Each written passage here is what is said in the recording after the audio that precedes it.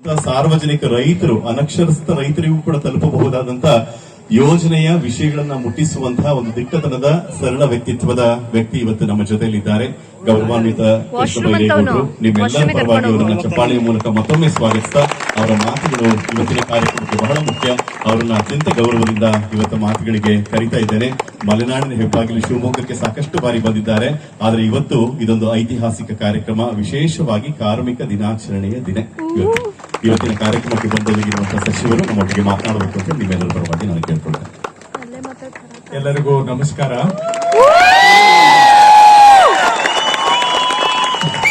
ಕಾರ್ಯಕ್ರಮದಲ್ಲಿ ಅತಿಥಿಗಳಾಗಿ ಅಧ್ಯಕ್ಷರು ಶ್ರೀ ಯೋಗೇಶ್ ನಾಯಕರವರು ಮತ್ತು ಸಂಘದ ಎಲ್ಲ ಪದಾಧಿಕಾರಿಗಳು ಕೂಡ ವೇದಿಕೆ ಮೇಲೆ ಇದ್ದಾರೆ. ಹಾಗೂ ಎಲ್ಲ ಜಿಲ್ಲಾ ಘಟಕಗಳ ಅಧ್ಯಕ್ಷರುಗಳು ಕೂಡ ವೇದಿಕೆ ಮೇಲೆ ಇದ್ದಾರೆ. ನನ್ನ ಜೊತೆಗೆ ನಮ್ಮ ಅನೇಕ ಸ್ಥಳೀಯ ಮುಖಂಡರು ಎಲ್ಲರೂ ಕೂಡ ಭಾಗವಹಿಸಿ ಕಾರ್ಯಕ್ರಮಕ್ಕೆ ಮೆರುಗನ್ನ ತಂದು ಕೊಟ್ಟಿದ್ದಾರೆ. ಮತ್ತೆ ತಾವು ಎಲ್ಲ ಜಿಲ್ಲೆಗಳಿಂದ ಬಂದು ಈ ಕ್ರೀಡಾಕೂಟ ಯಶಸ್ವಿ ಆಗೋದಿಕ್ಕೆ ನೀವು ರಾಜ್ಯದ ಮೂಲೆ ಮೂಲೆಯಿಂದ ಬಂದು ಭಾಗವಹಿಸಿರೋದೇ ಇದರ ಯಶಸ್ಸಿಗೆ ತಾವೇ ಆಧಾರ ಅಂತ ಹೇಳಬಹುದು. ಹಾಗೆ ಸುದ್ದಿ ಮಾಧ್ಯಮದ ಸ್ನೇಹಿತರು ಉಪಸ್ಥಿತರಿದ್ದಾರೆ. ಇವತ್ತು ಕಾರ್ಮಿಕ ದಿನಾಚರಣೆ, ವಿಶ್ವ ಮಟ್ಟದಲ್ಲಿ ಕಾರ್ಮಿಕ ದಿನಾಚರಣೆಯ ಶುಭಾಶಯಗಳು ಎಲ್ಲರಿಗೂ ಸಹ. ಇಂದು ಕರ್ನಾಟಕ ರಾಜ್ಯ ಗ್ರಾಮ ಆಡಳಿತ ಅಧಿಕಾರಿಗಳ ಸಂಘ ವತಿಯಿಂದ ಈ ಕ್ರೀಡಾಕೂಟವನ್ನ ಇಲ್ಲಿ ಶಿವಮೊಗ್ಗದಲ್ಲಿ ಹಮ್ಮಿಕೊಳ್ಳಲಾಗಿದೆ. ಶಿವಮೊಗ್ಗದಲ್ಲಿ ಮೊದಲು, ಬಟ್ ಆದ್ರೆ ಕ್ರೀಡಾಕೂಟಗಳು ನಡೆದಿದ್ದಾವ ಇಲ್ಲಿವರೆಗೆ? ಇಲ್ಲ, ಇದು ಮೊದಲನೇ ಕ್ರೀಡಾಕೂಟ. ಬಹಳ ಸಂತೋಷ. ಇದು ಮೊದಲನೇ ಕ್ರೀಡಾಕೂಟ ಇದಾಗಿದೆ.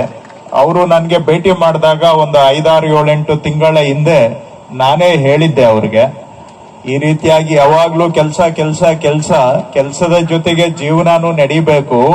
ಏನಾದ್ರೂ ಒಂದು 2 ದಿನಗಳ ಮಟ್ಟಿಗೆ ನಮ್ಮ ಕಂದಾಯ ಇಲಾಖೆಯ ವಾರ್ಷಿಕೋತ್ಸವ ಕಾರ್ಯಕ್ರಮವನ್ನ ಮಾಡೋಣ. ಒಂದು 2 ದಿನ ನಮ್ದು ಏನೋ ಕೆಲಸನೂ ಬದಿಗಿಟ್ಟು ಕ್ರೀಡೆ ಮತ್ತು ಸಾಂಸ್ಕೃತಿಕ ಕಾರ್ಯಕ್ರಮಗಳ ಒಂದು 2 ದಿನದ ಕಾರ್ಯಕ್ರಮವನ್ನ ರೂಪಿಸೋಣ ಅಂತ ನಾನು ಅವರಿಗೆ ಹೇಳಿದ್ದೆ ಒಂದು 7-8 ತಿಂಗಳ ಹಿಂದೆನೆ.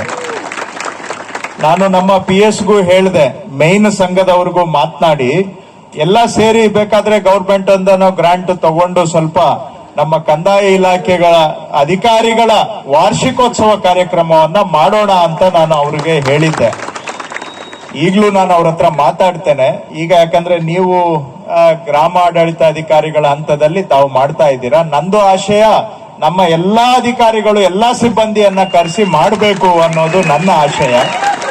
ಅದು ನಾನು ಆಶಯ ವ್ಯಕ್ತಪಡಿಸಿದ್ರು ಅದು ನಾನು ಅನ್ಕೊಂಡಂಗೆ ಎಲ್ಲಾ ಸಿಬ್ಬಂದಿ ಸೇರಿಸಿ ಮಾಡೋದಕ್ಕೆ ಆಗಿಲ್ಲ. ಅದೇ ವಿಷಯವನ್ನ ನಿಮ್ಮ ಪದಾಧಿಕಾರಿಗಳಿಗೆ ನಾನು ಹೇಳಿದ್ದೆ.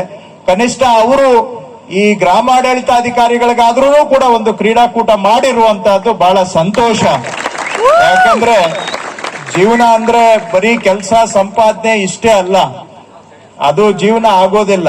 ಅದು ನಾವು ಸಾಂಸ್ಕೃತಿಕವಾಗಿ ಸಂಪದ್ಭರಿತವಾದಂತಹ ಮಲೆನಾಡಿನ ಶಿವಮೊಗ್ಗದಲ್ಲಿ ನಾವು ಇವತ್ತಿಲ್ಲಿ ಸೇರಿದ್ದೇವೆ.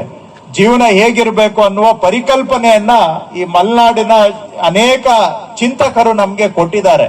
ಕೆಲಸನೂ ಒಂದು ಭಾಗ, ಸಂಪಾದನೆನೂ ಒಂದು ಭಾಗ.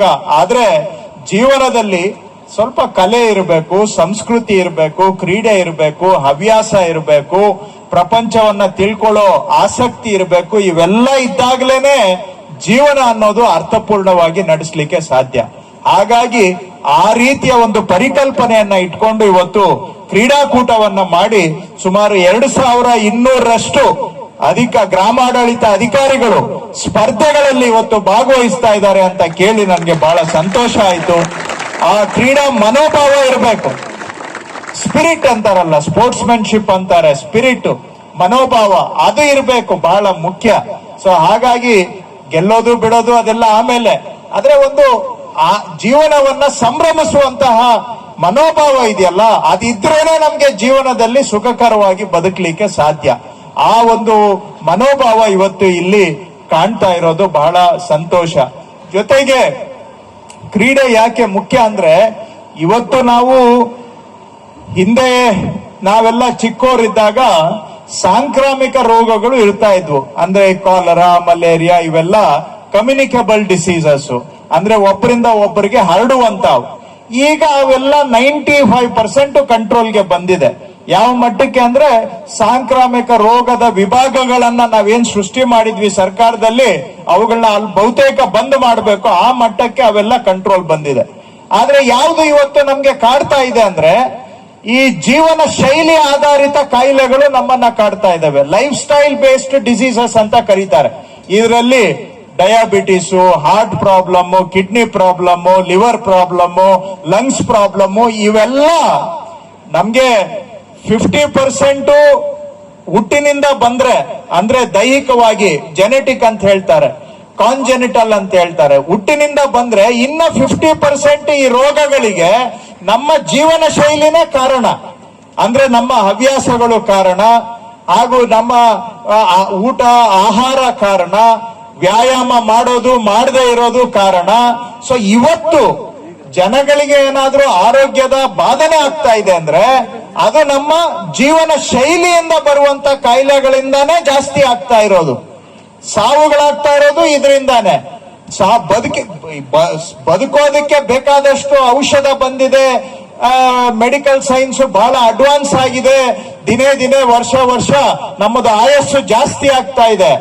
ಎಷ್ಟು ದಿನ ಬದುಕ್ತೀವಿ ಅನ್ನೋದು ಮುಖ್ಯ ಅಲ್ಲ, ಬದುಕಿರೋ ಅಷ್ಟು ದಿನ ಆರೋಗ್ಯವಾಗಿದ್ದೀವ ಅನ್ನೋದು ಬಹಳ ಮುಖ್ಯ.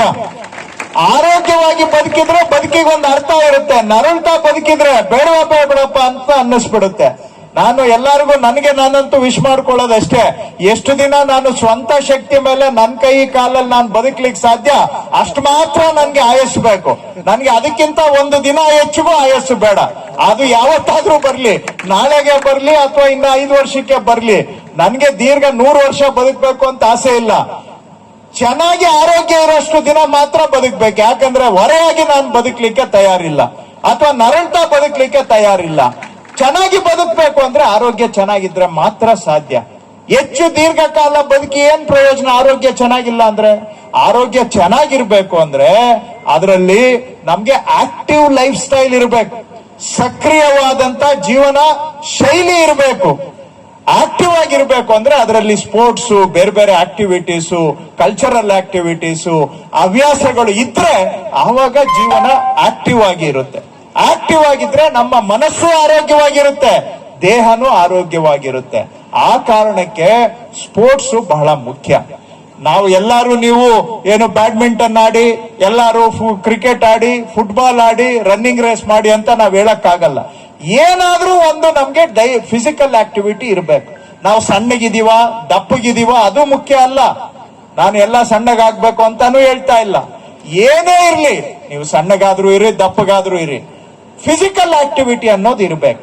ಒಂದು ವ್ಯಾಯಾಮ ಅನ್ನೋದು ಇರಬೇಕು. ನೀವು ಯೋಗನಾದ್ರೂ ಮಾಡಿ, ವಾಕಿಂಗ್ ಆದ್ರೂ ಮಾಡಿ, ರನ್ನಿಂಗ್ ಆದ್ರೂ ಮಾಡಿ, ಬ್ಯಾಡ್ಮಿಂಟನ್ ಆದ್ರೂ ಆಡಿ, ವಾಲಿಬಾಲ್ ಆದ್ರೂ ಆಡಿ, ಬಾಸ್ಕೆಟ್ ಬಾಲ್, ಫುಟ್ಬಾಲ್, ಏನೋ ಒಂದು ದಿನದಲ್ಲಿ 1 ಗಂಟೆ ಏನಾದ್ರೂ ಒಂದು ಫಿಸಿಕಲ್ ಆಕ್ಟಿವಿಟಿ ಇಟ್ಕೊಂಡ್ರೆ ಅದರಿಂದ ನಿಮ್ಮ ದೈಹಿಕ ಆರೋಗ್ಯನೂ ಚೆನ್ನಾಗಿರುತ್ತೆ, ಮನಸ್ಸು ಚೆನ್ನಾಗಿರುತ್ತೆ. ಆವತ್ತು ಫಿಸಿಕಲ್ ಎಕ್ಸರ್ಸೈಸ್ ಮಾಡಿದ್ರೆ ಆ ದಿನ ಪೂರ್ತಿ ನಿಮ್ಗೆ ಸಂತೋಷದಿಂದ ಇರ್ತೀರ. ನನಗಂತೂ ಎಕ್ಸರ್ಸೈಸ್ ನಾನು ಮಾಡಕ್ಕೆ ಆರಂಭ ಮಾಡಿದ್ ಯಾಕೆ ಅಂದ್ರೆ, 1ನೇ ಟರ್ಮು 2ನೇ ಟರ್ಮು MLA ಆದೆ, 3ನೇ ಟರ್ಮು MLA ಆದೆ. ಆ ಟೆನ್ಷನ್ಗೆ ಅರ್ಧ ನಂದೆಲ್ಲ ಆರೋಗ್ಯನೇ ಏರುಪೇರು ಆಗಕ್ಕೆ ಶುರುವಾಯ್ತು. ಯಾಕಂದ್ರೆ ಅಷ್ಟು ಟೆನ್ಷನ್ ಇರ್ತದೆ. ನಿಮ್ಮೇಲೆ ಹೆಂಗ್ ಟೆನ್ಷನ್, ನಮ್ಮೇಲೂ ಹಂಗೆ ಟೆನ್ಷನ್ ಜನಗಳಿಂದ. ಏನೋ ಇದು ಅದಾಗ್ಲಿಲ್ಲ, ಇದಾಗ್ಲಿಲ್ಲ, ಯಾರೋ ಸಿಟ್ ಮಾಡ್ಕೊಂಡ್ರು, ಆ ಟೆನ್ಷನ್ ನಮ್ಗೆ ದಿನ ಬೆಳೀತಾ ಇರುತ್ತೆ. ಏನಪ್ಪ ಈ ಟೆನ್ಷನ್ ಅಲ್ಲಿ ಹೆಂಗೆ ಬದುಕೋದು ಅಂತ ಆವಾಗ ನಾನು ಸ್ವಲ್ಪ ವ್ಯಾಯಾಮ ಅಂದ್ರೆ ವಾಕಿಂಗ್ ಮಾಡಕ್ಕೆ ಶುರು ಮಾಡಿದ್ದೆ. ಅದಾದ್ಮೇಲೆ ನಾನು ಸ್ವಲ್ಪ ರೆಗ್ಯುಲರ್ ಆಗಿ ಈಗ ಎಕ್ಸರ್ಸೈಸ್ ಮಾಡ್ತೇನೆ. ನನ್ಗೆ ದಿನದ್ದು ಏನೇ ಟೆನ್ಷನ್ ಇರ್ಲಿ, ಆ ಎಕ್ಸರ್ಸೈಸ್ ಮಾಡಿಬಿಟ್ರೆ 50% ನಂದು ಟೆನ್ಷನ್ ಕಮ್ಮಿ ಆಗ್ಬಿಡುತ್ತೆ. ಸೊ ನಿಮಗೂ ಅಷ್ಟೇ, ನಿಮ್ಮ ಅಧ್ಯಕ್ಷರು ಹೇಳ್ತಾ ಇದ್ರು, ನಿಮ್ಮ ಪದಾಧಿಕಾರಿಗಳು, ನಮ್ಗೆ ಅಷ್ಟು ಜನಗಳ ಒತ್ತಡ ಅಂತ. ಜನಗಳ ಒತ್ತಡ ನಿವಾರಣೆ ಮಾಡ್ಕೋಬೇಕು ಅಂದ್ರೆ ನೀವು ಕೂಡ ಡೈಲಿ ಏನಾದ್ರೂ ಒಂದು ಎಕ್ಸರ್ಸೈಸ್ ಮಾಡೋದನ್ನ ಅಭ್ಯಾಸ ಮಾಡ್ಕೊಳ್ಳಿ. ನಿಮ್ಮ ಆರೋಗ್ಯಕ್ಕೆ ಒಳ್ಳೇದು. ಯಾಕಂದ್ರೆ ನಿಮ್ಮ ಆರೋಗ್ಯ ಇಂಪಾರ್ಟೆಂಟ್. ನಿಮ್ಮ ಆರೋಗ್ಯ ನಿಮಗೂ ಇಂಪಾರ್ಟೆಂಟು, ನಿಮ್ಮ ಫ್ಯಾಮಿಲಿಗೆ ಇಂಪಾರ್ಟೆಂಟು, ನಿಮ್ಗಿಂತ ಹೆಚ್ಚು. ನಿಮ್ಮ ಆರೋಗ್ಯ ನಮಗೂ ಇಂಪಾರ್ಟೆಂಟ್. ನೀವು ಚೆನ್ನಾಗಿದ್ರೇನೆ ನಾವು ಏನನ್ನ ಚೆನ್ನಾಗಿರೋಕೆ, ನಮ್ಮ ಈ ಸರ್ಕಾರ ಚೆನ್ನಾಗಿರ್ಲಿಕ್ಕೆ ಸಾಧ್ಯ. ಹಾಗಾಗಿ ನಿಮಗೆ ಆರೋಗ್ಯ ಚೆನ್ನಾಗಿರ್ಬೇಕು. ಟೆನ್ಷನ್, ಸ್ಟ್ರೆಸ್ ಮ್ಯಾನೇಜ್ಮೆಂಟ್ ಮಾಡೋದು ಹೇಗೆ? ಏನೋ ಒಂದು ಯೋಗ ಮಾಡಿ, ಇಲ್ಲ ಎಲ್ಲ ಮರ್ತ್ಬಿಟ್ಟು 1 ಗಂಟೆ ವಾಕಿಂಗ್ ಮಾಡಿ ಬ್ರಿಸ್ಕ್ ಆಗಿ. ಮನ್ಸೊಳಗಡೆ ಇರೋ ಟೆನ್ಷನ್ ಎಲ್ಲ ಬೆವರು ಹೆಂಗೆ ಒಂದೊಂದು ಹನಿ ಇಳಿಯುತ್ತೆ, ಹಂಗೆ ನಿಮ್ ತಲೆ ಒಳಗಿರೋ ಟೆನ್ಷನ್ ಎಲ್ಲ ಹಿಡಿದು ಬಾರಿಯಿಂದ ಹೊರಗಡೆ ಹೊಟ್ಟೋಗ್ಬಿಡ್ಬೇಕು. ಆ ರೀತಿ ಎಕ್ಸರ್ಸೈಸ್ ಮಾಡಿದ್ರೆ ಖಂಡಿತ ನಿಮ್ಗೂ ಒಳ್ಳೇದಾಗುತ್ತೆ. ಅದನ್ನ ಎನ್ಕರೇಜ್ ಮಾಡೋದಕ್ಕೆ ಈ ಸ್ಪೋರ್ಟ್ಸ್ ಮೀಟು ಕೂಡ ಒಂದು ಅವಕಾಶ ಅಂತ ನಾನು ಭಾವಿಸ್ಕೊಂಡಿದ್ದೇನೆ. ಇಂಥ ಸ್ಪೋರ್ಟ್ಸ್ ಮೀಟ್ ಮಾಡೋದ್ರಿಂದ ನಾನು ನನ್ನ ಕಾನ್ಸ್ಟಿಟ್ಯೂನ್ಸಿಯಲ್ಲಿ ಮಾಡ್ತೇನೆ ಇದನ್ನ. ನನ್ಗೆ ಎಷ್ಟೋ ಜನ ರೆಸಿಡೆಂಟ್ಸ್ ಬಂದು ಹೇಳಿದ್ರು, ನೀವು ವರ್ಷ ನಮ್ಗೆ ಸ್ಪೋರ್ಟ್ಸ್ ಮೀಟ್ ಮಾಡ್ತೀರಾ, ಹಂಗಾಗಿ ನೀವು ಮಾಡ್ತೀರಾ ಅನ್ನೋ ಕಾರಣಕ್ಕೆ ಈಗ ನಾವು ಡೈಲಿ ಈಗ ಸ್ಪೋರ್ಟ್ಸ್ ಅನ್ನ ಪ್ರಾಕ್ಟೀಸ್ ಮಾಡ್ತಾ ಇದ್ದೀವಿ ಅಂತ. ನನ್ಗೆ ಖುಷಿ ಆಯ್ತು ಅದನ್ನ ಕೇಳಿ. ನಾವು ಕಾಂಪಿಟೇಷನ್ ಮಾಡ್ತೀವಿ ಅಂತ ಅಟ್ಲೀಸ್ಟ್ ಇವರು ಡೈಲಿ ಸ್ಪೋರ್ಟ್ಸ್ ಆಡಕ್ಕೆ, ಅದರಿಂದ ಅವ್ರಿಗೆ ಹೊಸ ಫ್ರೆಂಡ್ಸ್ ಆಗಿದ್ದಾರೆ, ಅವ್ರ ಆರೋಗ್ಯ ಇಂಪ್ರೂವ್ ಆಗಿದೆ. ಅವ್ರು ಹೇಳಿದ್ರು ನನ್ಗೆ ಬಂದು, ಸರ್ ಡೈಲಿ ಇವಾಗ ಪ್ರಾಕ್ಟೀಸ್ ಮಾಡೋದ್ರಿಂದ ಎಷ್ಟೋ ಜನ ನನ್ಗೆ ಫ್ರೆಂಡ್ಸ್ ಆದ್ರು, ನನ್ನ ಫ್ರೆಂಡ್ ಸರ್ಕಲ್ ಜಾಸ್ತಿ ಆಗಿದೆ, ಅವರೆಲ್ಲ ಫ್ಯಾಮಿಲೀಸ್ ನಾವು ಮೀಟ್ ಮಾಡ್ತೀವಿ, ಅದರಿಂದ ನಮ್ಮ ಸೋಷಿಯಲ್ ಲೈಫು ಇಂಪ್ರೂವ್ ಆಗಿದೆ ಅಂತ ಹೇಳಿದ್ರು. ಸೊ ಹಂಗೆ ಕ್ವಾಲಿಟಿ ಆಫ್ ಲೈಫ್ ಬರ್ಬೇಕು ಅಂದ್ರೆ ಬರೀ ದುಡ್ಡಲ್ಲಿ ಕ್ವಾಲಿಟಿ ಆಫ್ ಲೈಫ್ ಬರೋದಿಲ್ಲ, ತಿಳ್ಕೊಳ್ಳಿ. ಇವತ್ತು ನಮ್ಮ ದೇಶದಲ್ಲಿ ಬರೀ ದುಡ್ಡೇ ದೊಡ್ಡಪ್ಪ ಅಂತ ಅದ್ರ ಹಿಂದ್ಗಡೆ ಓಡ್ತಾ ಇದೀವಿ. ನಾವು ಮುಂದಕ್ಕೆ ಓಡ್ತಾ ಇದ್ರೆ ನಮ್ಮ ಜೀವನ ಗುಣಮಟ್ಟ ಹಿಂದಕ್ಕೆ ಓಡ್ತಾ ಇದೆ. ಯಾಕೆಂದ್ರೆ ದುಡ್ಡು ಬೇಕು, ಬದುಕಿಗೆ ಆರ್ಥಿಕ ಒಂದು ದೃಢತೆ ಬೇಕು, ಸದೃಢತೆ. ಆದ್ರೆ ದುಡ್ಡಿಂದಾನೇ ಸಂತೋಷ ಸಿಗೋದಿಲ್ಲ. ಜೀವನದಲ್ಲಿ ಸಾರ್ಥಕತೆ ಬೇಕಂದ್ರೆ ನಮ್ಮ ಕೆಲಸದಲ್ಲಿ ಸಾರ್ಥಕತೆ, ಜೀವನ ಗುಣಮಟ್ಟ, ಕ್ವಾಲಿಟಿ ಆಫ್ ಲೈಫ್ ಇಂದ ನಾವು ಸಾರ್ಥಕತೆಯನ್ನ ಕಂಡ್ಕೊಳ್ಬೇಕು. ಅದಕ್ಕೆ ಸ್ಪೋರ್ಟ್ಸ್ ಮುಖ್ಯ, ಆರ್ಟ್ಸ್ ಮುಖ್ಯ. ಅಂದ್ರೆ ಏನಾದ್ರೂ ಒಂದು ಹವ್ಯಾಸ ಇರ್ಬೇಕು, ಒಳ್ಳೆ ಹವ್ಯಾಸ ಅಂತ ಹೇಳ್ಬಿಟ್ಟು ಸಿಗರೆಟ್ ಸೇದೋದು ಹವ್ಯಾಸನೇ, ಅದಲ್ಲ ನಾನು ಹೇಳ್ತಾ ಇರೋದು. ಸಾಯಂಕಾಲ ಬೇರೆ ಒಂದು ಏನೋ ಮಾಡೋದು ಅದು ಹವ್ಯಾಸನೇ, ಅವಲ್ಲ ನಾನು ಹೇಳ್ತಾ ಇರೋದು. ಒಳ್ಳೆ ಹವ್ಯಾಸ ಇರ್ಬೇಕು. ಅವು ಇಡೋರು ನಾನು ಬೇಡ ಅಂತ ಹೇಳಿದ್ರೆ ನೀವು ಕೇಳ್ತೀರಾ? ಆದ್ರೆ ಒಳ್ಳೆ ಹವ್ಯಾಸಗಳು ಇರ್ಬೇಕು.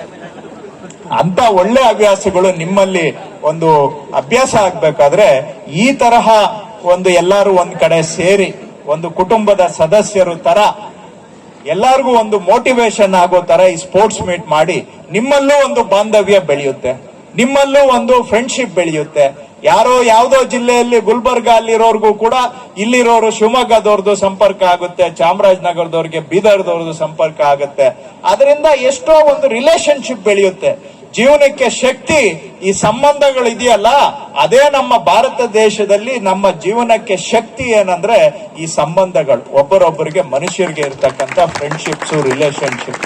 ಆ ತರ ಇವತ್ತು ಬಹುಶಃ ಯಾವತ್ತು ಭೇಟಿ ಆಗದೆ ಇರೋರು ಇವತ್ತು ಇಲ್ಲಿ ಭೇಟಿ ಆಗ್ತಾ ಇದ್ದೀರಾ. 2 ದಿನ ಇಲ್ಲೇ ಕಳೆಯುವಂತ ಎಲ್ಲಾರು ಕಾಂಪಿಟೇಷನ್ ಮುಖಾಂತರ.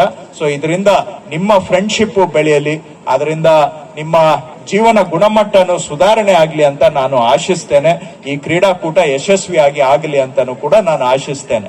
ಈಗ ನಮ್ಮ ಇಲಾಖೆಯಲ್ಲಿ ನಾವು ಕಳೆದ 3 ವರ್ಷಗಳಿಂದ ಸಾಕಷ್ಟು ಬದಲಾವಣೆಗಳನ್ನ, ಜನಪರ ಬದಲಾವಣೆಗಳು, ನಾನು ಎಲ್ಲಾರ್ಗೂ ಇದೇ ಕೇಳ್ತೇನೆ. ಯಾವತ್ತಾದ್ರೂ ನಾನು ಯಾರನ್ನಾದ್ರೂ ನನ್ನ ಬೇಕಾಗಿರೋರ್ದು ಒಂದು ಕೆಲಸಕ್ಕೆ ನಾನು ಯಾವತ್ತೂ ಯಾರಿಗೂ ಫೋನು ಮಾಡಿಲ್ಲ, ಯಾರಿಗೂ ಹೇಳೂ ಇಲ್ಲ. ನಾನು ನಮ್ಮ ಇಲಾಖೆಯ ಸಿಬ್ಬಂದಿಯಿಂದ ಕೇಳೋದು ಸಾರ್ವಜನಿಕರ ಕೆಲಸ ಅಷ್ಟೇ. ಯಾಕೆಂದ್ರೆ ನಾನು 100 ಬಾರಿ ಹೇಳಿದ್ದೇನೆ, ನನ್ನನ್ನ ಈ ವೇದಿಕೆ ಮೇಲೆ ಕೂರಿಸಿರೋದು, ನಿಮಗೆ ಸರ್ಕಾರದಲ್ಲಿ ಸೇವೆ ಮಾಡೋದಕ್ಕೆ ಅವಕಾಶ ಮಾಡಿಕೊಟ್ಟಿರೋದು ನಮ್ಮ ಜನ. ಅವ್ರಿಗೆ ಕೆಲಸ ಮಾಡೋದಕ್ಕೆ ನಾವು ಇಲ್ಲಿ ಇರ್ತಕ್ಕಂಥದ್ದು. ನಮ್ಮನ್ನ ಇಲ್ಲಿ ಕೂರಿಸಿರೋರು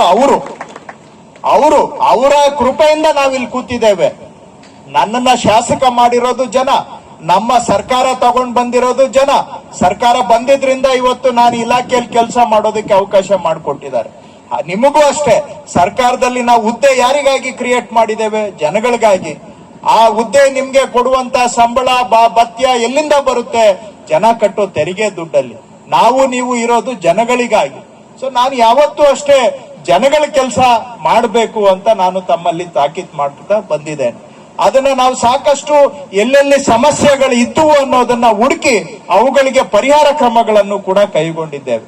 ನಾನು 100 ಬಾರಿ ಹೇಳಿದ್ದೇನೆ, ಏನೋ ನಾವು ಎಲ್ಲಾ ಕೆಲಸನೂ ಮಾಡಕ್ಕಾಗಿಲ್ಲ, ನಾನು ಮೊದಲಿಗೆ ಅದನ್ನು ಒಪ್ಕೊಳ್ಳೋದಕ್ಕೆ. ಆದ್ರೆ ಅಷ್ಟೋ ಇಷ್ಟೋ ಕೆಲಸ ಆಗಿದೆ ಅಂದ್ರೆ ನಮ್ಮ ಇಲಾಖೆಯ ಎಲ್ಲಾ ಸಿಬ್ಬಂದಿಗಳ ಸಹಕಾರದಿಂದ ಆ ಕೆಲಸ ಆಗಿದೆ ಅನ್ನೋದನ್ನ ನಾನು ಗಟ್ಟಿಯಾಗಿ ಹೇಳಲಿಕ್ಕೆ ಬಯಸ್ತೇನೆ. 100ಕ್ಕೆ 100 ಎಲ್ಲರೂ ಸಹಕಾರ ಕೊಟ್ಟಿಲ್ಲ, ಅದು ಹೇಳ್ತೀನಿ. ಯಾಕಂದ್ರೆ ನಾನು ತೇಪೆ ಹಾಕಕ್ಕೂ ಹೋಗಲ್ಲ. ನಾವ್ ಹೇಳಿದ್ದನ್ನ ಎಲ್ಲಾರು ಮಾಡ್ತಾ ಇದ್ದಾರೆ, ಎಲ್ಲಾರು 100ಕ್ಕೆ 100 ಪರ್ಫೆಕ್ಟ್ ಇಲ್ಲ. ಕೈ ಹೆಂಗೆ 5 ಬೆರಳು ಸಮಾನ ಇಲ್ವೋ ಹಂಗೆ ನಮ್ಮಲ್ಲಿ ಒಳ್ಳೆಯವರು ಇದ್ದಾರೆ, ಸಾಧಾರಣರು ಇದ್ದಾರೆ, ಕೆಟ್ಟವರು ಇದ್ದಾರೆ. ಈಗ ನಾನು ಕೆಟ್ಟವ್ರನ್ನೇ ಬರೀ ಮಾತಾಡ್ಕೊಂಡು ಕೂತ್ಕೊಂಡ್ರೆ ಆಗತ್ತಾ? ನನ್ಗೆ ಯಾರೋ ಒಳ್ಳೆಯವ್ರನ್ನ ಹಿಡ್ಕೊಂಡು ಒಂದಷ್ಟು ಕೆಲಸ ಜನಗಳ ಪರವಾಗಿ ಮಾಡ್ಬೇಕು. ಯಾಕಂದ್ರೆ ನನ್ ಮನೆ ಕೆಲಸ ಅಲ್ಲ, ನನ್ ಸ್ವಂತ ಕೆಲಸ ಅಲ್ಲ, ರಾಜ್ಯದ ಜನಗಳ ಕೆಲಸ ಮಾಡ್ಬೇಕು ನಾವು. ಹಾಗಾಗಿ ಒಟ್ಟಾರೆ ನಾವು ಎಲ್ಲಾನು ಸಮಗ್ರವಾಗಿ ಮಾತಾಡೋದಾದ್ರೆ ಅದು ವಿಲೇಜ್ ಅಕೌಂಟೆಂಟ್ಸ್ ಇಂದ ಶುರುವಾಗಿ, ಗ್ರಾಮ ಸೇವಕರಿಂದ ಶುರುವಾಗಿ, ನಮ್ಮ ಅದು ತಹಶೀಲ್ದಾರ್ಸ್ ಆಗ್ಲಿ, ಸರ್ವೆ ಡಿಪಾರ್ಟ್ಮೆಂಟ್, AC ಎಲ್ಲಾ ಸಿಬ್ಬಂದಿಗಳ ಹಿಡಿದು ನಮ್ಮ ACS ವರೆಗೆ ನಾವೆಲ್ಲರೂ ಒಂದು ಟೀಮ್ ಆಗಿ ಕೆಲಸ ಮಾಡಿದ್ರಿಂದ ಏನೋ ಒಂದಷ್ಟು ಕೆಲಸ ಮಾಡ್ಲಿಕ್ಕೆ, ಜನಕ್ಕೆ ಅನುಕೂಲ ಮಾಡ್ಲಿಕ್ಕೆ ಸಾಧ್ಯ ಆಗಿದೆ. ಅದರಲ್ಲೂ ಕೂಡ ಬಹಳ ಕೆಲಸಗಳು ಆಗ್ಬೇಕಾದ್ರೆ ಈಗ ನಾವು 1 to 5 ಮಾಡಿದ್ವಿ, ಲಕ್ಷಾಂತರ ಜನಗಳದ್ದು ನಾವು 1 to 5 ಮಾಡಿದ್ದೇವೆ. ಹಿಂದೆ ಎಲ್ಲ ನಾನು ಲೆಕ್ಕ ಕೊಟ್ಟಿದ್ದೇನೆ ನಿಮ್ಗೆಲ್ಲರಿಗೂ ಕೂಡ. 5 ವರ್ಷ ತಗೊಂಡ್ರೆ ಏನೋ 8,500 1 to 5 ಆಗಿದ್ದು, 8,500 ಪ್ರಕರಣ 1 to 5 ಆಗಿದ್ದು. ಅಂತದ್ ಇವತ್ತು ಲಕ್ಷಾಂತರ 1 to 5 ಮಾಡಿದ್ದೇವೆ. 1.5 ವರ್ಷದಲ್ಲಿ ಲಕ್ಷಾಂತರ ಮಾಡಿದ್ದೇವೆ. ಇದನ್ನೆಲ್ಲ ಹಿಂದೆ ಎಲ್ಲ ಇದು ಮಾಡಕ್ಕೆ ಆಗೋದಿಲ್ಲ ಅಂತ ಅಸೆಂಬ್ಲಿಯಲ್ಲಿ ಮಾನ್ಯ ವಿರೋಧ ಪಕ್ಷದ ನಾಯಕರು ಹೇಳಿದ್ರು. ಸಾಧ್ಯನೇ ಇಲ್ಲ, ನೀವು ಮಾಡೋದಕ್ಕೆ ಆಗೋದೇ ಇಲ್ಲ ಅಂತ ಹೇಳಿದ್ರು. ನಾನು ಹೇಳಿದೆ, ಆಯ್ತು ಸ್ವಾಮಿ, ನೋಡೋಣ, ಸಾಧ್ಯ ಇಲ್ಲ ಇರಬಹುದು, ಆದ್ರೆ ನಂದು ಒಂದು ಪ್ರಯತ್ನ ಮಾಡ್ಬೇಕಲ್ಲ. ನಾನು ಸುಮ್ನೆ ಖಾಲಿ ಕುರ್ಚಿಯಲ್ಲಿ ಕುತ್ಕೊಳ್ಳಕ್ಕಾಗತ್ತಾ? ನೋಡೋಣ ಅಂತ ಹೇಳಿದೆ. ಇವತ್ತು ಲಕ್ಷಾಂತರ ಜನಗಳಿಗೆ 1 to 5 ಮಾಡಿ ಅವ್ರಿಗೆ ಪೋಡಿ ಮಾಡಿಕೊಡ್ತಾ ಇದ್ದೇವೆ. ಯಾರು ಮಾಡಿದ್ದು 1 to 5? ನಾನ್ ಮಾಡಿದ್ನಾ? ನೀವು ಮಾಡಿದ್ದು 1 to 5 ಫೈಲ್ ಬಿಲ್ಡಪ್ ಮಾಡಿದ್ದು. ಹಾಗೆ ನಾನು ಹಿಂದೆ ಕೃಷಿ ಮಂತ್ರಿ ಇದ್ದಾಗಲೇ ಹೇಳಿದ್ದೆ, ನಮ್ಮ RTC ಯಲ್ಲಿ ಆಧಾರ್ ಅನ್ನ ಸೀಡಿಂಗ್ ಮಾಡಬೇಕು ಅಂತ. ಆವತ್ತು ನಮ್ಮ ಅಧಿಕಾರಿಗಳು ಬಹಳ ಒಳ್ಳೆ ಅಧಿಕಾರಿಗಳೇ, ಎಲ್ಲನ ಉಂಟಾ ಸರ್, ಮಾಡಕ್ ಬಿಡ್ತೀರಾ ನೀವು? ಅಂದ್ರೆ ನೀವು ಪೊಲಿಟಿಕಲ್ ಸಿಸ್ಟಮ್ ಅವರು ಆಧಾರ್ ಸೀಡಿಂಗ್ ಮಾಡಕ್ ಬಿಡ್ತೀರಾ ಸರ್? ಇದು ಯಾರ್ದು ಎಲ್ಲೆಲ್ಲಿ ಆಸ್ತಿ ಇದೆಯೋ ಎಲ್ಲ ಗೊತ್ತಾಗ್ಬಿಡುತ್ತೆ ಅಂತ ನೀವು ಇದು ಮಾಡಕ್ಕೆ ನಿಮ್ದೇ ಅಲ್ಲ, ನಮ್ಮ ಅಧಿಕಾರಿಗಳದ್ದು ಇದೆ. ಸೊ ಅಧಿಕಾರಿಗಳು ಬಿಡಲ್ಲ, ರಾಜಕಾರಣಿಗಳು ಬಿಡಲ್ಲ ಆಧಾರ್ಗೆ, ಏನು RTCಗೆ ಆಧಾರ್ ಸೀಡಿಂಗ್ ಅಂತ. ಆಮೇಲೆ ನಾನು ನಿಮ್ಮನ್ನೆಲ್ಲ ಮಾತಾಡಿ ಹೇಳಿದೆ ಆಧಾರ್ ಸೀಡಿಂಗ್ ಮಾಡೋಣ ಅಂತ. ಇವತ್ತು 85% RTCಗಳಲ್ಲಿ ಆಧಾರ್ ಸೀಡಿಂಗ್ ಆಗಿದೆ. ಗ್ರಾಮ ಸೇವಕರು ನೀವು ಮನಸ್ಸು ಮಾಡದೆ ಹೋಗಿದ್ರೆ ಆಗ್ತಾ ಇತ್ತಾ? ಎಲ್ಲರೂ ಮಾಡಿಲ್ಲ. ಅದರಲ್ಲೂ ಸ್ವಲ್ಪ ತಪ್ಪು ಮಾರ್ಕಿಂಗ್ ಮಾಡಿದ್ದಾರೆ, ನ್ಯೂನತೆಗಳಿದಾವೆ, ಎಲ್ಲ ಇದೆ, ನಾನು ಒಪ್ಕೊಳ್ತೀನಿ. ಆದ್ರೂ ಕೂಡ ಮೇಜರ್ ಆಗಿ ಒಂದು ಕೆಲಸ ಆಗಿದೆ. EKYC ಮುಖಾಂತರ ಮಾಡಿದ್ದೇವೆ. ಕೆಲವು ರಾಜ್ಯದಲ್ಲಿ ಬರೀ ಆಧಾರ್ ನಂಬರ್ ಕೂರ್ಸವ್ರು ಅಷ್ಟೇ, ಆದ್ರೆ EKYC ಮಾಡಿ ಆಧಾರ್ ಸೀಡಿಂಗ್ ಮಾಡಿದ್ದು ಕರ್ನಾಟಕನೇ. ಇದನ್ನ ಮಾಡಬಹುದು ಅಂತ ನಾವು ತೋರಿಸ್ಕೊಳ್ತೀವಿ ನಿಮ್ಮೆಲ್ಲರ ಸಹಕಾರದಿಂದ. ಹೀಗೆ ಏನೋ ಒಂದಷ್ಟು ಕೆಲಸ ಆಗ್ತಾ ಇದೆ ಅಂದ್ರೆ ಅದರಲ್ಲಿ ಗ್ರಾಮ ಸೇವಕರು ಇರ್ಬೋದು, ವಿಲೇಜ್ ಅಕೌಂಟೆಂಟ್ಸ್, ಮತ್ತೆ ನಮ್ಮ ಎಲ್ಲಾ ಸಿಬ್ಬಂದಿ, RIಗಳಿರ್ಬೋದು, ಶಿರಸ್ತೆದಾರರು, ತಹಶೀಲ್ದಾರರು, ಸರ್ವೆ ಡಿಪಾರ್ಟ್ಮೆಂಟ್ ಎಲ್ಲರೂ ಕೈ ಜೋಡಿಸಿದ್ರಿಂದ ಇವತ್ತಷ್ಟು ಮಾಡಕ್ ಸಾಧ್ಯ ಆಗ್ತಾ ಇದೆ. ಆದ್ರೆ ಮಾಡ್ಬೇಕಾಗಿರೋದು ಇನ್ನ ತುಂಬಾ ಇದೆ. ಯಾಕಂದ್ರೆ ಮಾತೃ ಇಲಾಖೆಯಲ್ಲಿ ನಾವು ಆಗದಷ್ಟು ಆಳ ಅಂದಂಗೆ ಎಷ್ಟು ಸಮಸ್ಯೆಗಳನ್ನ ಸಾಲ್ವ್ ಮಾಡಿದ್ರೆ ಇನ್ನಷ್ಟು ಸಮಸ್ಯೆ ಹುಟ್ಟುತ್ತದೆ ಅಂತ ಡಿಪಾರ್ಟ್ಮೆಂಟ್. ಯಾಕಂದ್ರೆ ಒಬ್ಬರ ಪ್ರಾಬ್ಲಮ್ ಇನ್ನೊಬ್ಬರ ಪ್ರಾಬ್ಲಮ್ಗೆ ಬಹಳ ವ್ಯತ್ಯಾಸ ಇರುತ್ತೆ. ಒಬ್ಬರದು ಸಾಲ್ವ್ ಮಾಡಿದ್ರೆ ಇನ್ನೊಬ್ಬರದು ಹಂಗೆ ಉಳ್ಕೊಂಡಿರ್ತದೆ. ಮಾಡೋಣ, ನಮ್ಮ ಕೈಲಿ ಎಷ್ಟಾಗುತ್ತೆ ನೀವು ನಾವು ಎಲ್ಲ ಸೇರಿ ನಮ್ಮ ಮಿತಿ ಮೀರಿ ಪ್ರಯತ್ನ ಮಾಡೋಣ. ಜನಗಳಿಗೆ ಏನೋ ಒಂದು ಅವರ ಋಣದಲ್ಲಿ ನಾವು ಬದುಕ್ತಾ ಇದ್ದೇವೆ. ನೀವೇನ್ ತಿಳ್ಕೊಳ್ತಿರೋ ಗೊತ್ತಿಲ್ಲ, ನಾನಂತೂ ಜನಗಳ ಋಣದಲ್ಲಿ ಬದುಕ್ತಾ ಇರೋನು. ಆ ಋಣ ತೀರಿಸ್ಲಿಕ್ಕೆ ಸಾಧ್ಯ ಇಲ್ಲ. ನಮ್ ಕೈಲಾದಷ್ಟು ಪ್ರಯತ್ನ ನಾವು ಮಾಡಬೇಕು ಅಷ್ಟೇ. ನೀವು ನಾವು ಎಲ್ಲ ಸೇರಿ ಆ ಜನ ನಮ್ಗೆ ಏನು ಅವಕಾಶ ಮಾಡಿಕೊಟ್ಟಿದ್ದಾರೆ ಅವರಿಗೆ ನಮ್ಮ ಕೈಲಾದಷ್ಟು ಸೇವೆಯನ್ನ ಮಾಡುವ ಇನ್ನೂ ಹೆಚ್ಚಿನ ಪ್ರಯತ್ನವನ್ನ ಮಾಡೋಣ ಅಂತ ನಾನು ನಿಮ್ಮೆಲ್ಲರಲ್ಲೂ ಕೂಡ ನಾನು ಮನವಿಯನ್ನ ಮಾಡ್ತೇನೆ. ಅದಕ್ಕೆ ನಮ್ಮ ಸಿಬ್ಬಂದಿಗೆ ಏನೆಲ್ಲ ಬೇಕು ಅದಕ್ಕೆ ಪೂರಕವಾಗಿ ನಾವು ಕೂಡ ಕೆಲಸ ಮಾಡ್ತಾ ಇದ್ದೇವೆ. ಯಾಕಂದ್ರೆ ನಮ್ಮ ಆರ್ಗನೈಸೇಷನ್ ಹೆಲ್ತ್ ಚೆನ್ನಾಗಿದ್ರೇನೆ ನಾವು ಕೆಲಸ ಮಾಡಕ್ ಆಗೋದು. ಇದೇ ರೀತಿ ಒಂದು ಈಗ ತಹಶೀಲ್ದಾರ್ದು ಸೀನಿಯಾರಿಟಿ ಬಹಳ ವರ್ಷಗಳಿಂದ ಆಗಿರ್ಲಿಲ್ಲ. ಅವ್ರದ್ದು ಏನೇನೋ ಕಸರತ್ ಮಾಡಿ 2 ವರ್ಷದಿಂದ ಎಲ್ಲಾರ ಕೈಲೂ ಬಯಸ್ಕೊತಾ ಇದೀವಿ ನಾವು. ಅದ್ರಲ್ಲಿ ಇವರು ಬೈತಾರೆ, ಅವರು ಬೈತಾರೆ, ಮೇಲೆ ಸಿಎಂ ಅವ್ರಿಗೆ ಹೇಳಿ ಅವರಿಂದ ಅವರು ನಮ್ಗೆ ಯಾಕ್ರಿ ಇನ್ನೂ ಮಾಡಿಲ್ಲ ಅಂತ ಅವರು ನಮ್ಮನ್ನ ಪ್ರಶ್ನೆ ಮಾಡ್ತಾರೆ. ಎಲ್ಲಾರು ಬೈದ್ರು ಕೂಡ ಏನೇ ಮಾಡಿ ಇಷ್ಟು ವರ್ಷ ಆಗಿಲ್ಲ ಈ ಸೀನಿಯಾರಿಟಿ, ಈಗ ಸೀನಿಯಾರಿಟಿ ಮಾಡಿ ಇದಕ್ಕೊಂದು ಶಾಶ್ವತ ಪರಿಹಾರ ಕೊಡ್ಬೇಕು ಅಂತ ನಾವು ಆ ಕೆಲಸ ಸುಮ್ಮನೆ ಬೇಕಾಗಿರ್ಲಿಲ್ಲ, ಆದ್ರೂ ಮೇಲೆ ಹಾಕೊಂಡು ಮಾಡ್ತಾ ಇದ್ದೇವೆ. ಆಮೇಲೆ ಈಗ ಪರ್ಫಾರ್ಮೆನ್ಸ್ ಅಪ್ರೈಸಲ್ ರಿಪೋರ್ಟ್ ವರ್ಷಕ್ಕೊಂದ್ಸತಿ ಬರಿಬೇಕು. ಅದು ಎಲ್ಲ ಈಗ ಪೇಪರ್ ಅಲ್ಲಿ ಇದೆ. ವಿಲೇಜ್ ಅಕೌಂಟೆಂಟ್ಸ್ಗೂ ಇದೆಯೇನಪ್ಪ PR ನಿಮ್ಗಿಲ್ವಾ? Annual review, annual report. ಅದು ಪ್ರಮೋಷನ್ ಕೊಡುವ ಯಾರು ಕೇಳಲ್ಲ. ಪ್ರಮೋಷನ್ ಕೊಡುವಾಗ ಅಷ್ಟು ವರ್ಷದ್ದು ಕೂಡ PR ಅಂತಾರೆ, ಏನಂತಾರೆ EPAR, CR. ಇದನ್ನ ಆವಾಗ ಪ್ರಮೋಷನ್ ಕೊಡುವಾಗ ಅವೆಲ್ಲ ಫೈಲಲ್ಲಿ ಇಲ್ಲ ಅಂತ ಹೇಳಿದ್ರೆ ಎತ್ಕೊಂಡ್ ಬನ್ನಿ ಅಂತ ಹೇಳ್ತಾರೆ. ಅವುಗಳನ್ನೆಲ್ಲ ಕೂಡಿಸ್ಬೇಕು ಅಂದ್ರೆ ಆ ಸಿಬ್ಬಂದಿಗೆ, ಆ ಬೇರೆ ಸಿಬ್ಬಂದಿ ಅವ್ರಿಗೆ ಕೊಡೋ ಕೆಲಸ ಬೇಡ. ಇವನು ನಂತರ ಗವರ್ಮೆಂಟ್ ಎಂಪ್ಲಾಯಿ ಅನ್ನೋದನ್ನ ಮರ್ತು ಬಿಟ್ಟು ಅದನ್ನ ಎಕ್ಸ್ಪ್ಲಾಯ್ಟೇಷನ್ ಮಾಡ್ತಾರೆ. ನಿಜಾನಾ? ನೀವು ಅನುಭವಿಸಿಲ್ಲ, ಬೇರೆ ಇಲ್ಲಿ ಯಾರ ನಮ್ಮ ಮೇಲಿರೋರು ಗೊತ್ತಿರುತ್ತೆ. ಕರೆಕ್ಟ್ ಏನ್ರಿ? ಹೌದಾ ಇಲ್ವಾ? ಹೇಳ್ರಿ. ಇಲ್ವಾ? ಒಬ್ಬ ಗವರ್ಮೆಂಟ್ ಎಂಪ್ಲಾಯಿ ಇನ್ನೊಬ್ಬ ಗವರ್ಮೆಂಟ್ ಎಂಪ್ಲಾಯಿಗೆ ಎಷ್ಟು ಗೋಳೈಕೋತಾರೆ ಅಂದ್ರೆ, ಇವರು ನನ್ನ ಏನೋ ಸಹಾಯ ಉದ್ಯೋಗಿ ಅನ್ನೋದನ್ನ ಮರೆತುಬಿಟ್ಟು ಗೋಳೈಕೋತಾರೆ. ಅದಕ್ಕೆ ಈ ವರ್ಷದಿಂದ ಈ ಪೇಪರ್ ಅಲ್ಲಿ CR ಮಾಡೋದನ್ನ ಬಂದ್ ಮಾಡಿ ಇನ್ಮೇಲೆ ಎಲ್ಲವೂ ಆನ್ಲೈನ್ ಅಲ್ಲಿ ಮಾಡೋ ಸಿಸ್ಟಮ್ ಈ ವರ್ಷದಿಂದ ಜಾರಿ ಮಾಡಿದ್ದೇವೆ. ಯಾಕೆ ಅಂದ್ರೆ ಪ್ರಮೋಷನ್ ಕೊಡಕ್ ಬಂದಾಗ ಎಷ್ಟೋ ಜನದ್ದು ಆ DPC ಮಾಡ್ಬೇಕು ಅಂದ್ರೆ ಎಲ್ಲಾ CRಗಳು ತಗೊಂಡ್ಬಂದ್ ಕೊಡ್ಬೇಕು. ಎಷ್ಟೋ ಜನ ಅದರಲ್ಲಿ ಎಷ್ಟು ಕಷ್ಟ ಅನುಭವಿಸ್ತಾರೆ. ಇಂತಹದನ್ನ ಹುಡುಕಿ ನಾವು ಇವತ್ತು ಪರಿಹಾರ ಕೊಡುವಂತ ಕೆಲಸ ಮಾಡ್ತಾ ಇದ್ದೇವೆ. ಸಿಸ್ಟಮ್ ಅಲ್ಲೂ ಒಂದು ಟ್ರಾನ್ಸ್ಪರೆನ್ಸಿ ಬರಬೇಕು ಅನ್ನೋ ಕಾರಣಕ್ಕಾಗಿ. ಹಾಗೇನೆ ಈಗ ನೀವು ಯಾಕಂದ್ರೆ ಏನ್ ಸರ್ ಎಲ್ಲ ನಮ್ಗೆ ಆನ್ಲೈನ್ ಅಲ್ಲಿ ಕೆಲಸ ಮಾಡಿ ಅಂತ ಹೇಳ್ತೀರಾ, ಎಲ್ಲ ನಮ್ಮ ಮೊಬೈಲ್ ಅಲ್ಲೇ ಮಾಡ್ಬೇಕು, ಅದಕ್ಕೆ ನಮ್ಗೆ ಸರಿಯಾಗಿ ಸಾಧನ ಇಲ್ಲ ಅಂತ ಹೇಳಿದ್ಮೇಲೆ ಈಗ ಆಲ್ರೆಡಿ ನಾವು ಸುಮಾರು 5,000 ಲ್ಯಾಪ್ಟಾಪ್ಗಳನ್ನ ಈಗಾಗಲೇ ವಿತರಣೆ ಮಾಡಿದ್ದೇವೆ. ಇನ್ನು 3,174 ಇದೆ.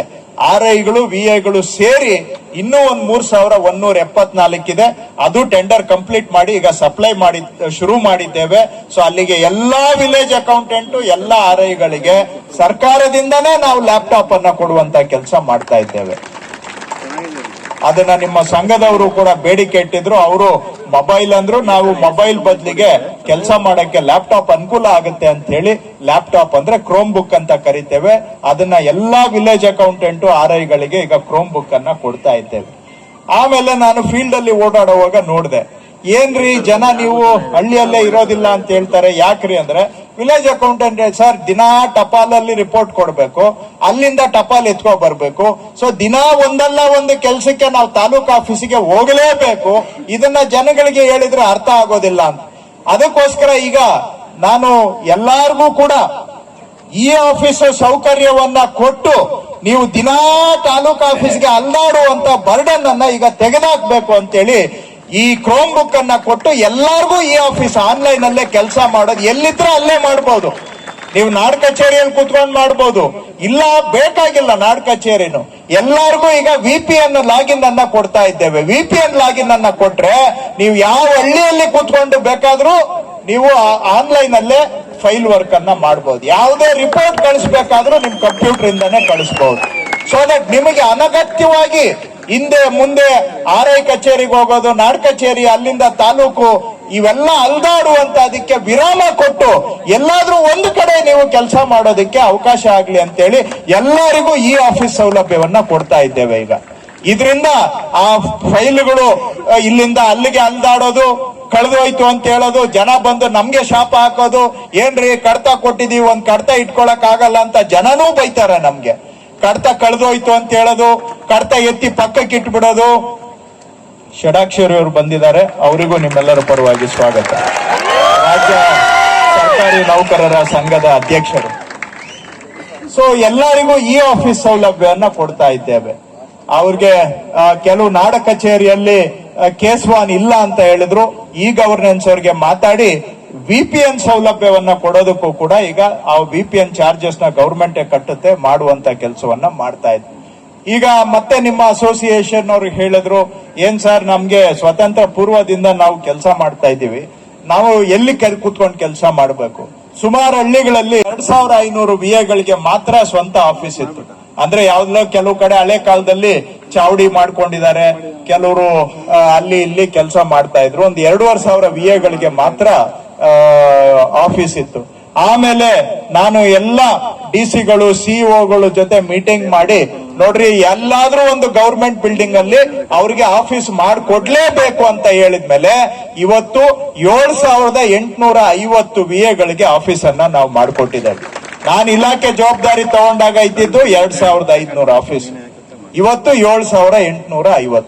ನಮ್ಮ total VA field VA strength 8345.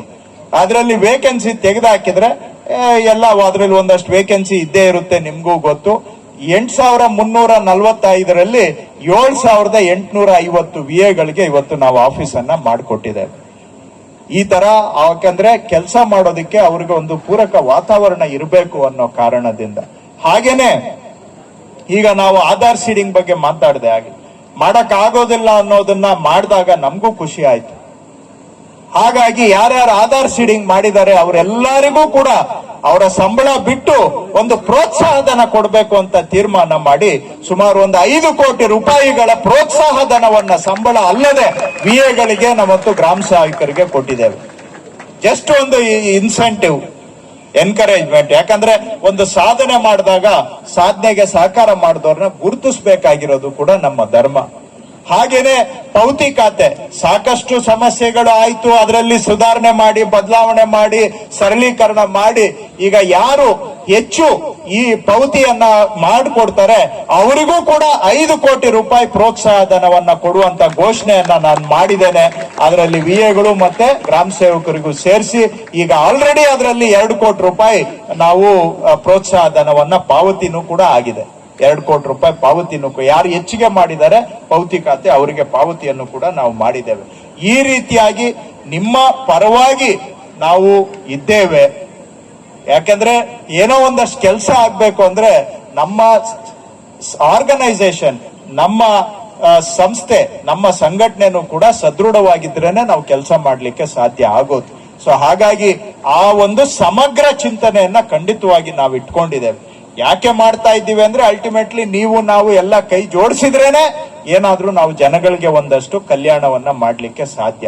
ಅದನ್ನ ಮಾಡಬೇಕು ಅನ್ನೋ ಉದ್ದೇಶದಿಂದ ಇವೆಲ್ಲವನ್ನು ಕೂಡ ನಾವು ಮಾಡ್ತಾ ಇದ್ದೇವೆ.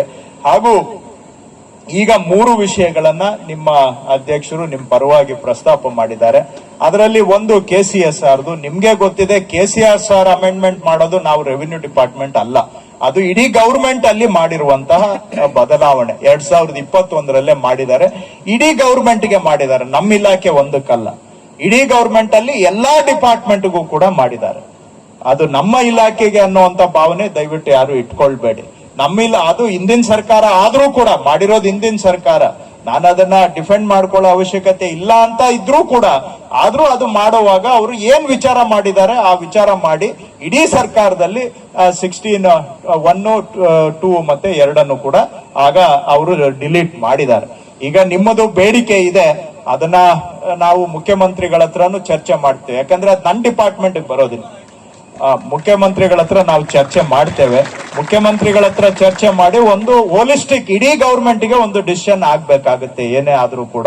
ಯಾಕಂದ್ರೆ ನಮ್ ಡಿಪಾರ್ಟ್ಮೆಂಟ್ಗೆ ಸಪರೇಟ್ ಆಗಿ ನಾವು ಮಾಡ್ಲಿಕ್ಕೆ ಆಗೋದಿಲ್ಲ. KCSR ಅನ್ವಯ ಆಗೋದು ಇಡೀ ಸರ್ಕಾರಕ್ಕೆ ಅನ್ವಯ ಆಗುತ್ತೆ. ಆದ್ರೂ ಕೂಡ ಅವ್ರ ಹತ್ರ ನಾನು ಚರ್ಚೆ ಮಾಡ್ತೇನೆ ವಿಷಯವನ್ನ. ಇನ್ನು 2ನೇ ವಿಷಯ, ಈಗ ಪದೋನ್ನತಿ ಮಾಡುವಂತ ಕೆಲಸನೂ ಕೂಡ ನಿಮ್ಗೂ ಗೊತ್ತಿದೆ.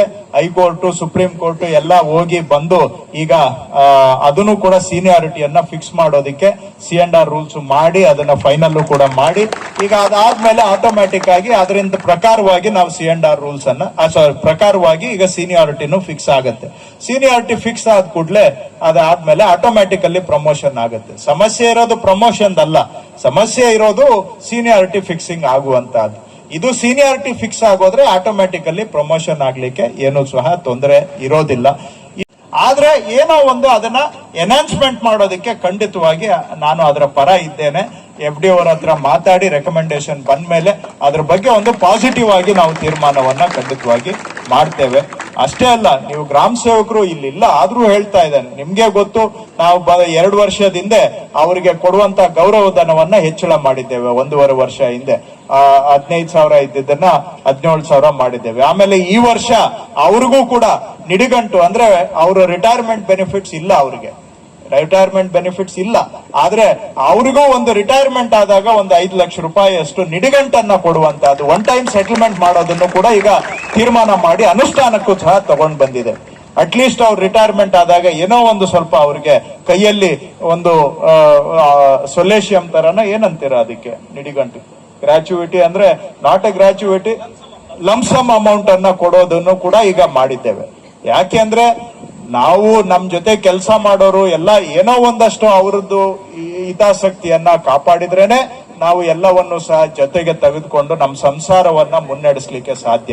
ಯಾಕಂದ್ರೆ ಇಡೀ ಸಂಸಾರ ನಾವು ಜೊತೆಗೂಡಿ ಕೆಲಸ ಮಾಡಿದ್ರೆ ಮಾತ್ರ ಗುರಿ ಮುಟ್ಲಿಕ್ಕೆ ಸಾಧ್ಯ ಅನ್ನೋ ಕಾರಣದಿಂದ ಆ ದೃಷ್ಟಿಯಿಂದ ಖಂಡಿತವಾಗಿ ಏನೇ ಒಂದು ನ್ಯಾಯಯುತವಾದಂತ ಬೇಡಿಕೆಗಳಿದ್ದಾಗ ಅದರ ಬಗ್ಗೆ ಖಂಡಿತವಾಗಿ ನಾವು ಸಹಾನುಭೂತಿಯಿಂದ ಪರಿಶೀಲನೆ ಮಾಡ್ತೇವೆ ಅಂತಕ್ಕಂಥ ಮಾತನ್ನ ಹೇಳ್ತಾ, ಇವತ್ತು ಕಂದಾಯ ಇಲಾಖೆ ಖಂಡಿತ ಬದಲಾವಣೆಯ ಪ್ರಯತ್ನ ಅಂತೂ ನಾವು ಮಾಡ್ತಾ ಇದ್ದೇವೆ. ಜನಗಳಿಗೆ ಒಂದಷ್ಟು ಕೆಲಸ ಮಾಡಿಕೊಡೋ ಒಂದು ಪ್ರಯತ್ನ ಅಂತೂ ನಾವು ಮಾಡ್ತಾ ಇದ್ದೇವೆ. ಆಗ್ಲೇ ಹೇಳ್ದಂಗೆ ಎಷ್ಟು ಮಾಡಿದ್ರು ಇನ್ನೂ ಮಾಡೋದು ತುಂಬಾ ಇರುತ್ತೆ. ಆದ್ರೆ ಇದರಲ್ಲಿ ಏನಾದ್ರೂ ನಾವು ಇನ್ನೊಂದಷ್ಟು ಸಾಧನೆ ಮಾಡ್ಬೇಕಾದ್ರೆ ನಿಮ್ಮೆಲ್ಲರ ಸಹಕಾರ ಇದ್ರೆ ಮಾತ್ರ ಅದನ್ನ ಮಾಡ್ಲಿಕ್ಕೆ ಸಾಧ್ಯ.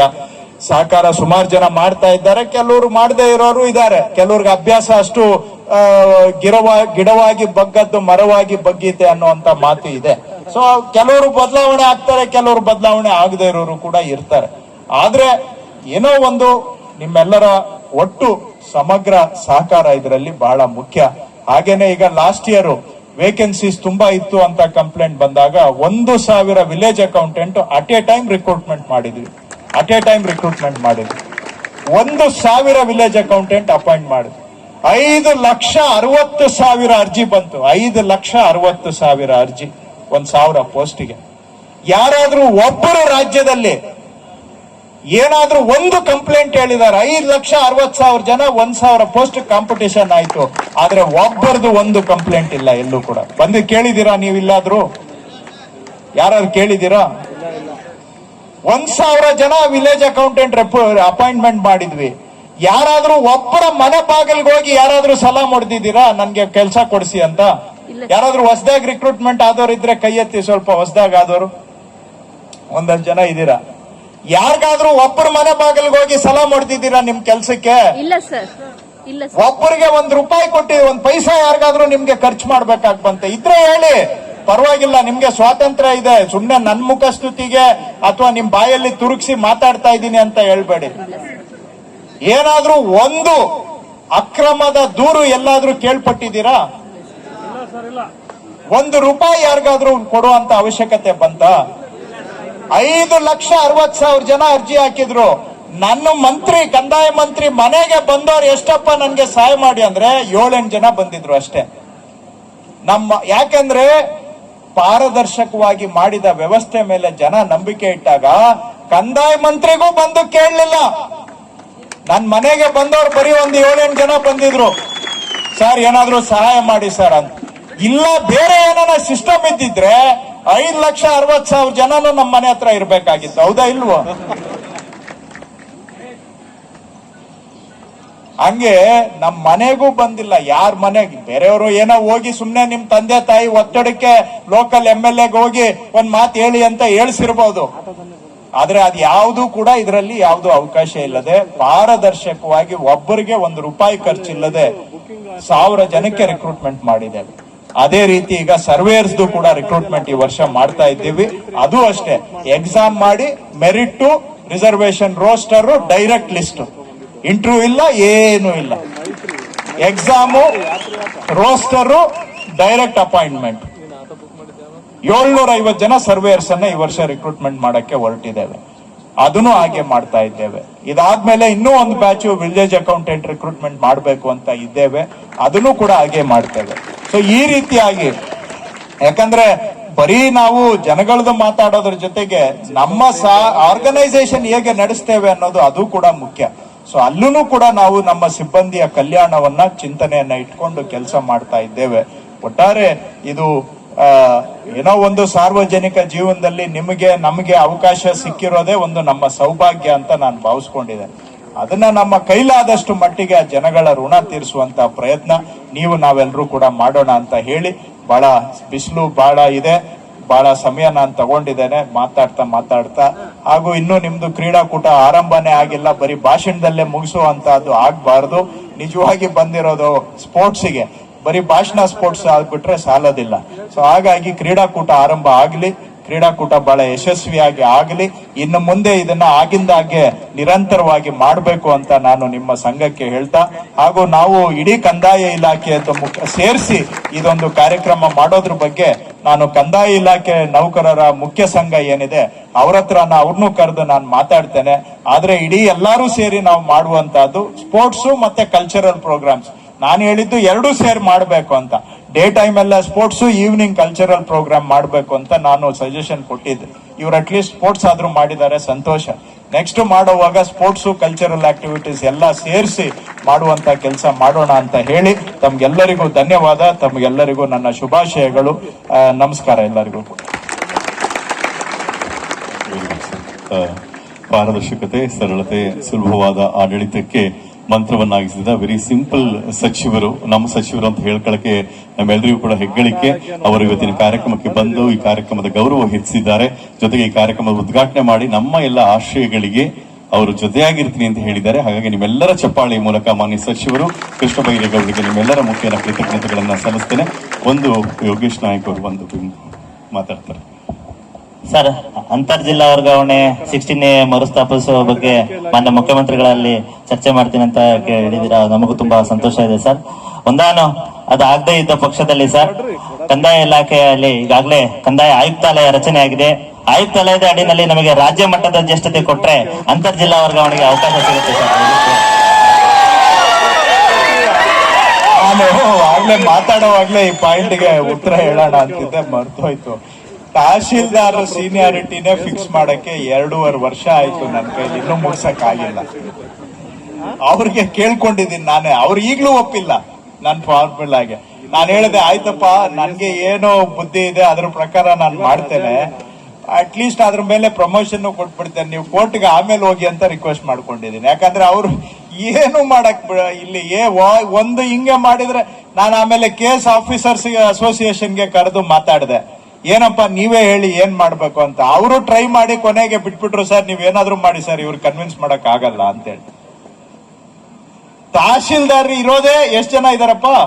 500 ಅವ್ರದೇ ನಾನು ಸೀನಿಯಾರಿಟಿ ಮಾಡಕ್ ಆಗ್ತಾ ಇಲ್ಲ. ಇನ್ನ ನಿಮ್ಮದು 9,031 ಜಿಲ್ಲೆ ಏನಾದ್ರೂ ಕೈ ಹಾಕಿದ್ರೆ ಅದು ನನ್ನ ಕೈಯೇ ಉಳಿಯುತ್ತಾ ಇಲ್ವೋ.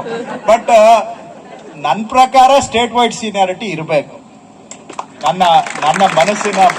ಆದ್ರೆ ಪ್ರಾಕ್ಟಿಕಲಿ ಆಗುತ್ತಾ ಇಲ್ವಾ ನನ್ಗೆ ಗೊತ್ತಿಲ್ಲ. ನಾನು ಅಮ್ಲಾನವ್ರಿಗೆ ಹೇಳ್ತೇನೆ, ಒಂದು ಸ್ಟೇಟ್ ವೈಡ್ ಸೀನಿಯಾರಿಟಿ ಮಾಡಕ್ ಆಗುತ್ತಾ, ಒಂದು ಪ್ರಯೋಗ ಮಾಡಿ ಅಂತ ನೋಡೋಣ. ತಹಶೀಲ್ದಾರ್ದೇ ಮಾಡಕ್ ಆಗ್ತಾ ಇಲ್ಲ. ಲಾಸ್ಟ್ ತಹಶೀಲ್ದಾರ್ ಸೀನಿಯಾರಿಟಿ ಯಾವ ವರ್ಷ ಅಪ್ಪ ಆಗಿರೋದು? ಯಾವ ವರ್ಷ ರೀ ನಿಶ್ಚಯ? ಅದು 21 ಈಗ ಇಲ್ಲ. ಅದಕ್ಕೆ ಅದು ಯಾವುದು ಸೈಂಟಿಫಿಕ್ ಆಗಿ ಮಾಡಿಲ್ಲ, ಅಡಾಕ್ ಆಗಿ ಆಗಿರೋದು. ಪಕ್ಕಾ ಸೀನಿಯಾರಿಟಿ ಯಾವಾಗ ಆಗಿರೋದು? 90ನೇ ಇಸ್ವಿಯಲ್ಲಿ. ಯಾವಾಗ ಅದಾದ್ಮೇಲೆ ಒಂದು ಪಕ್ಕಾ ಸೀನಿಯಾರಿಟಿನೇ ಇರೋ ಒಂದು 500 ಜನಕ್ಕೆ ಒಂದು ಸೀನಿಯಾರಿಟಿ ಮಾಡಕ್ ಆಗಿಲ್ಲ. ಅಷ್ಟು ಡಿಸ್ಪ್ಯೂಟ್ಸ್. ಹೌದಾ ಇಲ್ವಾಪ್ಪ? ನಿಮ್ಗೂ ಗೊತ್ತಿದ್ಯಾ ಇಲ್ವಾ? ಷಡಾಕ್ಷರಿ ಇಲ್ಲಿ SD ಅದಿದೆ. ಇಲ್ಲಿ ಅದು ಬರುತ್ತೆ. ಸೊ ಇಲ್ಲೂ ನೋಡೋಣ, ಪ್ರಯತ್ನ ಮಾಡೋಣ. ಇವನ್ ನಾವು ಇಂಟರ್ ಡಿಸ್ಟ್ರಿಕ್ಟ್ ಬಿಡ್ತೀವೋ ಇಲ್ವೋ ಅದು ಬೇರೆ ವಿಷಯ. ಆದ್ರೆ ಒಂದು ಸ್ಟೇಟ್ ಸೀನಿಯಾರಿಟಿ ಇದ್ರೆ ಒಳ್ಳೇದು ಅನ್ನೋದು ನನ್ನ ಅಭಿಪ್ರಾಯ. ನೋಡೋಣ, ಅದನ್ನ ಅಮ್ಲಾನವ್ರಿಗೆ ರಿಕ್ವೆಸ್ಟ್ ಮಾಡ್ತೇನೆ, ಅದಕ್ಕೆ ಅದನ್ನು ಸ್ಟಡಿ ಮಾಡಕ್ ರಿಕ್ವೆಸ್ಟ್ ಮಾಡ್ತೇನೆ.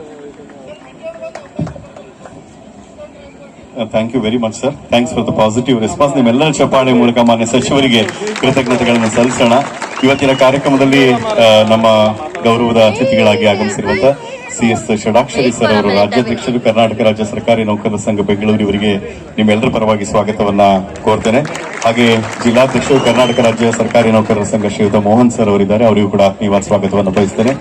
ಉಪವಿಭಾಗಾಧಿಕಾರಿಗಳು ಶಿವಮೊಗ್ಗ ಶ್ರೀಯುತ ಸತ್ಯನಾರಾಯಣ್ ಸರ್ ಅವರು ನಮ್ಮ ಜೊತೆ ಆಗಿದ್ದಾರೆ. ಅವರಿಗೂ ಕೂಡ ಆತ್ಮೀಯವಾದ ಸ್ವಾಗತವನ್ನ ಬಯಸ್ತಾ ಇಲ್ಲೊಂದು ಸಾಮ್ಯತೆ ಇದೆ. ಒಂದು ಕರ್ನಾಟಕ ರಾಜ್ಯ ಸರ್ಕಾರಿ ನೌಕರರ ಸಂಘ ನಮ್ಮ ಶಿವಮೊಗ್ಗ ಜಿಲ್ಲೆಯವರು ಷಡಾಕ್ಷರಿ ಸರ್ ಅವರು, ಹಾಗೆ ನಿಮ್ಮೆಲ್ಲರ ಅಧ್ಯಕ್ಷರು ಯೋಗೀಶ್ ನಾಯಕ್ ಅವರು ಕೂಡ ಶಿವಮೊಗ್ಗ ಜಿಲ್ಲೆಯವರು. ಎರಡು ಅಧಿಕಾರವು ನಮ್ಮ ರಾಜ್ಯಾಧ್ಯಕ್ಷರು. ಅವರು ಹಾಕಿರೋ ಕೈ ಯಾವತ್ತೂ ಕೂಡ ಸಕ್ಸಸ್ ಬಿಟ್ಟು ಹೋಗೇ ಇಲ್ಲ.